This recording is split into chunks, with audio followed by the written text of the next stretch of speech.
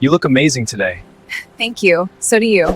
Ready to go? Yes, let's. The Galleria was loud on a Saturday afternoon, designer bags knocking against strollers, perfume clouds drifting from every open store, teenagers moving in packs like they owned every corridor.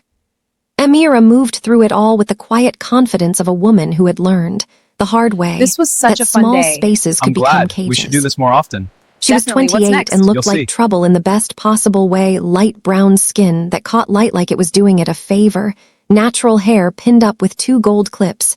She'd bought herself on her last birthday, the one she'd celebrated alone and called it freedom. She wore a burnt orange wrap dress because she felt like wearing color today, because she could asterisk now. She was here for one thing, new running shoes, nothing symbolic about it. She just needed to run faster, that was all. She found the pair she wanted, white with a gold stripe, and was standing at the register when her phone buzzed. Unknown number. She ignored it. Then it buzzed again. Then again. She silenced it, paid, took her bag, and turned around. And walked directly into the worst mistake of her past. David was 6'2" and handsome in the way that courtrooms described as charming and well-presented. Tailored shirt, fresh haircut, the smile that had once made her heart do something reckless. It did nothing now except trigger a cold, creeping dread that started at the base of her spine. Amira, he said her name like he'd been practicing it. David, she said his like it was already over. You look good. His eyes traveled over her in a way that wasn't a compliment. I'm leaving. She stepped to the side. He stepped with her. I just want to talk. You want a lot of things. That was always the problem. His smile flickered, just barely. She saw it, that tiny drop in the temperature of his expression, and she knew, in the way that women who have survived men like this always know, that she had about 30 seconds before *nice David * went somewhere and the other one showed up. She walked, he followed. She pushed through the crowd toward the main atrium, thinking distance, thinking security desk, thinking just get to the security desk, and then his hand closed around her wrist. She stopped, pulled, he held. You embarrassed me, he said quietly, the worst kind of quiet. In front of my family, in front of my colleagues, you just left *. I left because you put me in a hospital, David. The word landed between them like something detonated. People nearby didn't notice. That was the thing about public violence. It hid so well behind ordinary noise. He turned her. One hard rotation and her back hit a pillar. And then his hand, the same hand she'd once held across a table at their first dinner, was at her throat. Not squeezing, not yet, just there. A warning, a reminder of exactly how this worked. You don't say things like that in public, he hissed. Amira's heart was hammering, but her face went somewhere still and cold. She'd learned that too. Don't show fear. Fear made him feel powerful. Fear made everything worse. Let go. He didn't. What happened next, she would replay for weeks. A voice, low, Korean accented, almost bored, came from somewhere to her left. Take your hand off her. David's eyes flicked sideways. Amira's did too. The man standing there wasn't large in the way that David was large. He wasn't trying to fill space. He was simply present. Entirely, unnervingly present. Late 20s, maybe 30, dressed in all black, not in a way that looked dramatic, but in a way that looked like a decision. Sharp jaw, dark eyes that weren't moving anywhere except to David's hand on Amira's throat. His own hands were at his sides, and as Amira watched, he reached up unhurried, almost ceremonial, and began removing his rings. 1, 2, 3, 4. He set them in his jacket pocket one at a time, and the sound each one made, that small, soft click, was somehow the loudest thing in the entire mall. David laughed, actually laughed. Mind your business. The man's eyes moved, finally, from David's hand to David's face. He looked at him the way a person looks at a closed door they've already decided to walk through. I'm not going to say it again. David, who had never in his life been physically afraid of another human being, felt something shift in his chest. He couldn't have explained it. There was no threat in the man's voice. There was no anger, That was the thing. There was nothing, and somehow that nothing was enormous. He released Amira's throat. She pulled in a breath and stepped sideways, away from the pillar, away from David, and found herself, without quite deciding to, standing closer to the stranger. David straightened his shirt. "She's my wife." "Ex," Amira said, her voice steady even though her knees were not. The man in black looked at her for the first time. She expected pity, or calculation, or any of the things men usually offered women in distress. What she got instead was a question, simple and direct. "Are you hurt?" "No, then, I don't need rescuing." Something crossed his face, not quite a smile, more like the ghost of one. "I know," he said. "I just didn't want him touching you." David, humiliated and recalibrating, made one last attempt. "You don't know who you're dealing with." The man slid his hands back into his jacket pockets, where the rings now sat. "I know exactly who I'm dealing with," he paused. "Do you?" David left. He didn't make a scene. He just turned and walked, and the crowd swallowed him, and he was gone. Amira stood in the aftermath, her shopping bag still in her hand, her pulse still uneven.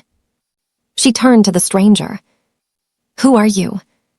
He looked at her for a moment like he was deciding how much of the truth to give her. "Jin," he said. Just that, just Jin.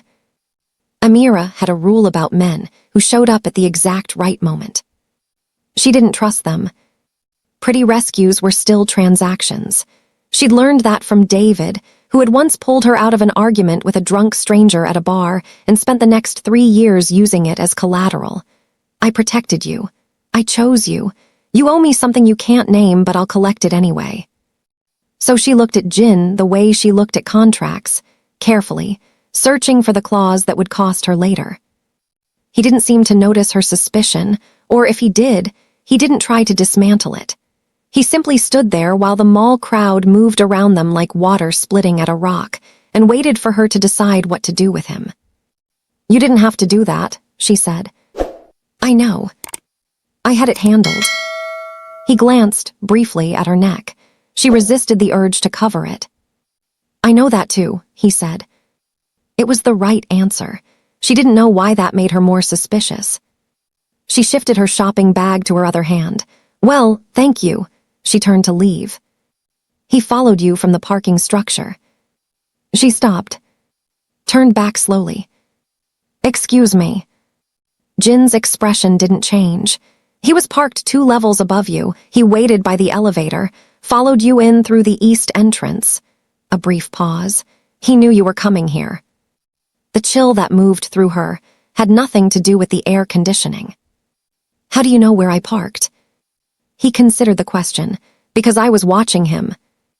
The words rearranged themselves in her head several times before they made sense, and then they made a kind of sense that wasn't entirely comforting.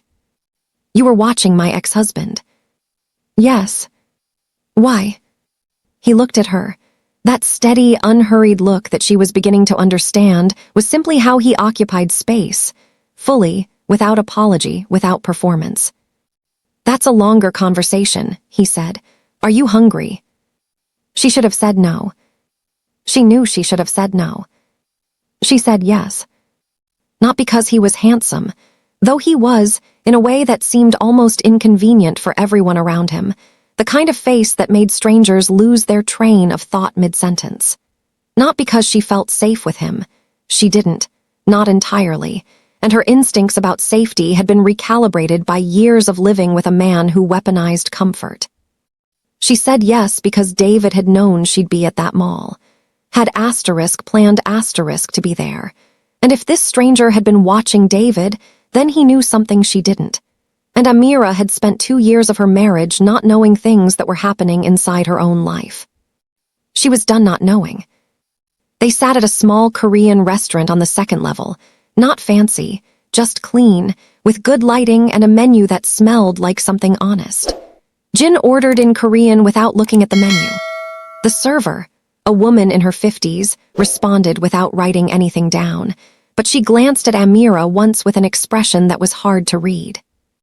Not unfriendly, just nodding. "She knows you," Amira said after the woman walked away. Yes. You come here a lot. I own the building. Amira set down her water glass. You own this building. And 3 others on this block. He said it the way someone might say I take the highway to work. Factual, unremarkable. What do you do, Jin? He looked at her across the table. For a moment the restaurant noise fell away, the clatter of ceramic, the hiss of the grill, the low music from somewhere in the kitchen. Imports, he said. Logistics. She tilted her head. And the watching of estranged ex-husbands, that falls under logistics. His mouth did the thing again, that almost smile. That's a separate division. She laughed before she could stop herself. It surprised her. She felt it in her chest, this small, rusty thing, like a hinge that hadn't been used in a while. She pressed her lips together and looked at her hands. David's connected to someone I'm looking for, Jin said. The almost smile was gone. His voice had returned to its default, measured, careful, each word placed deliberately. A man named Kang. He launders money through legitimate businesses. Your ex-husband is one of his partners. Amira stared at him. My ex-husband is a real estate attorney. He is. Jin reached into his jacket, the opposite pocket from the rings, and placed a photograph on the table between them. David, a Korean man she didn't recognize, a restaurant she didn't recognize, both of them smiling like they'd just agreed on something. When was this taken? Her voice was flat. 8 months ago, 4 months before your divorce was finalized. Amira turned the photograph slightly, looked at it carefully, then looked up. Why are you showing me this? Because Kang knows you exist, and last week he started asking questions about you. Jin's eyes didn't leave hers. Your old address, your new one, your sister's name. The blood left her face. Her sister, Maya, 24 years old, just started nursing school, lived alone in a studio in Midtown and thought Amira was finally safe. What does he want with me? We're not certain yet, but David told him something about the divorce, and Kang found it useful. Jin paused. I need to know what David knows that could be useful. Amira leaned back in her chair and looked at this man, this calm, ring-removing, building-owning, exquisitely dangerous man, and felt the situation reorganize itself around her into something she hadn't signed up for. You didn't help me today out of kindness, she said. I helped you today because it was the right thing to do. And conveniently, I'm connected to the man you're hunting. He didn't deny it. She respected him for that and resented him for it simultaneously. I won't lie to you, he said. I could have approached you differently. I chose this moment because I didn't want him hurting you first. First, she repeated, before you could use me. He held her gaze and said nothing. Amira picked up her chopsticks. You should know something about me, Jin. She said his name for the first time and watched something small, almost imperceptible, shift in his expression. I've already spent 3 years being used by a man who looked at me and saw leverage. She kept her voice even, conversational. I won't do it again, for anyone. He was quiet for a long moment. Then we want the same thing, he finally said, because I'm trying to make sure David never touches you or anyone else you love again. The food arrived. Amira ate. She thought. And somewhere between the first and second course, a thought arrived that she hadn't expected, quiet and unsettling. He still hasn't told me why he really knows my name. She asked him on the walk back through the mall. Not gently, not with preamble. You knew my name before today. Say it. Jin didn't break stride, didn't look caught. He walked the way he did everything, like he'd already considered the consequences and made his peace with them. Yes. How long? 6 weeks. Amira stopped walking. A teenager nearly collided with her, muttered something, moved on. She didn't notice. 6 weeks. She repeated it slowly, tasting how wrong it was. You've known about me for 6 weeks and you're only now. I was monitoring the situation. I am not a situation. No, he turned to face her fully. You're not, and I handled the timing poorly, I know that. She searched his face for the tell, the micro-expression that meant I'm managing you right now, stay calm. She'd learned to read David like a weather system. Storm pressure behind the eyes, the jaw setting before the voice rose. She knew all of it. Jin gave her nothing to read, not because he was hiding, but because he seemed genuinely to be simply standing there, accountable, uncomfortable with it, but accountable. That was new. That was so new it frightened her a little. You could have called, she said. Would you have believed me? She opened her mouth, closed it. He was right and she hated it. What else don't I know? She asked. He was quiet for exactly 1 beat too long. Jin.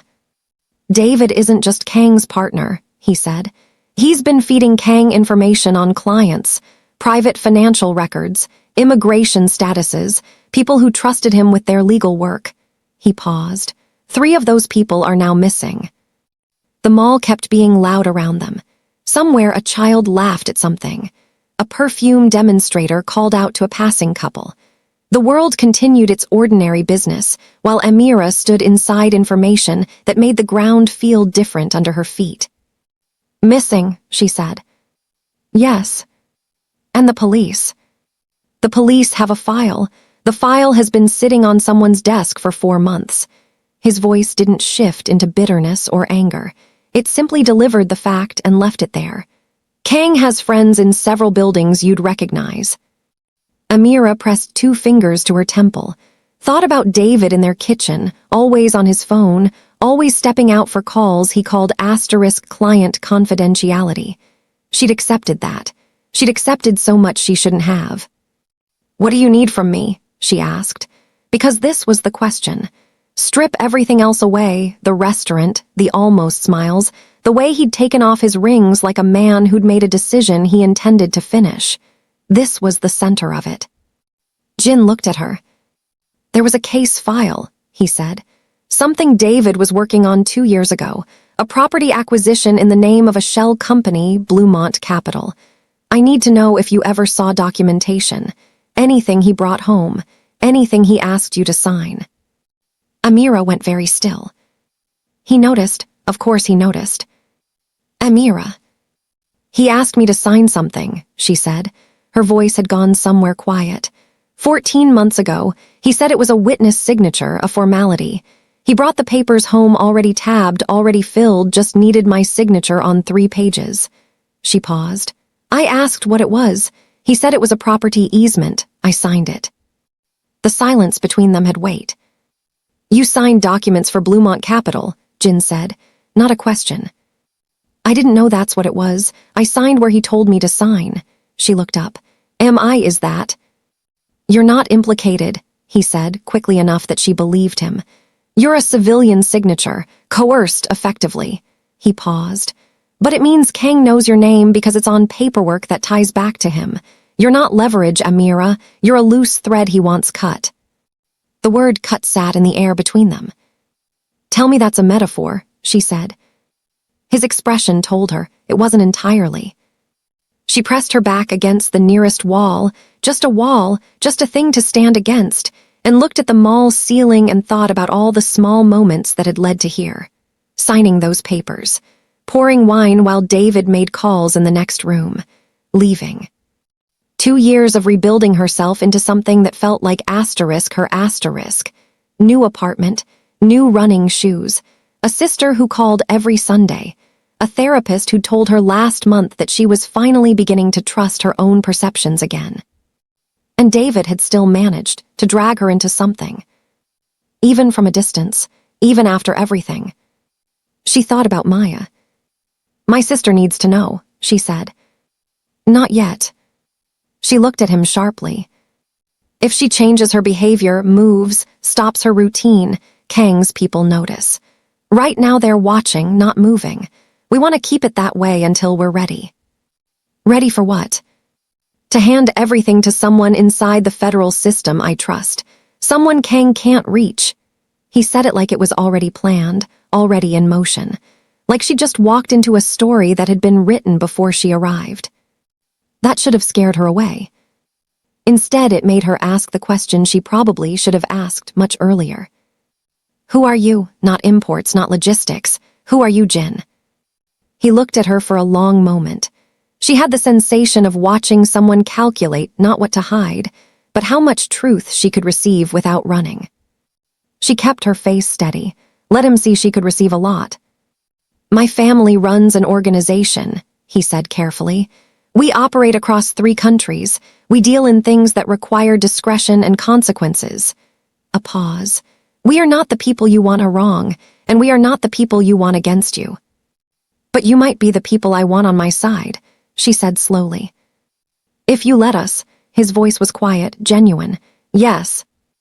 Amira pushed off the wall, picked up her shopping bag from where she'd set it at her feet. She thought about David's hand at her throat and the way Jin had taken off his rings, not with rage, but with intention. Like a man who understood the difference between violence as release and violence as language. Like someone who had decided, long ago, that he only spoke it when it was necessary. I want something in return, she said. He waited. Whatever you're building against Kang and David, when it's done, when it falls, I want to be in the room. She held his gaze. I don't want to hear about it later. I don't want a phone call telling me it's over. I spent 3 years being kept out of rooms where decisions were being made about my own life. Her voice didn't crack. She made sure of it. Not again. Jin studied her face. Then he did something she hadn't seen him do yet. He nodded, fully, without qualification. All right, he said. They walked toward the exit together, not close, not touching, just 2 people moving in the same direction. The late afternoon sun was coming through the wide front windows, long and golden, laying itself across the corridor floors. Just before the doors, his phone buzzed. He looked at it, and for the first time since she'd met him 3 hours ago, something moved through his expression that wasn't calm. He stopped walking. What? She asked.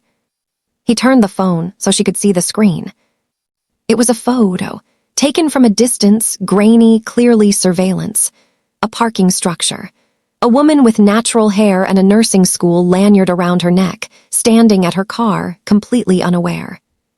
Maya. Taken today. Amira felt the world tilt. He already knows, she whispered. Jin was already dialing.